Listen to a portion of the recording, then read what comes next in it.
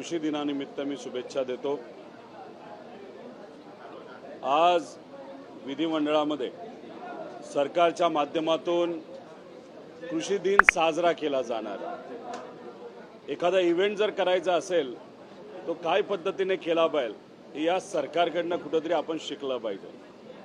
आज कृषी दिनानिमित्त तुम्ही इव्हेंट करणार आहात, कार्यक्रम करणार आहात, पण हे जे गजनी सरकार आहे म्हणजे विसरबोळा कारभार, गजनी सरकार विसरबोळा कारभार अशी यांची परिस्थिती आहे। तुम्हाला सर्वांना माहित असेल इलेक्शनच्या काळामध्ये फार घसा कोरडा होऊस तर सरकारमध्ये असणाऱ्या सर्व नेत्यांनी जाहीर केलं होतं की आम्ही 7-12 कोरा कोरा कोरा करू, पण ती फक्त घोषणाच राहिली, त्याच्यावर काय झालेलं आपण सगळ्यांनी बघितलेलं नाही।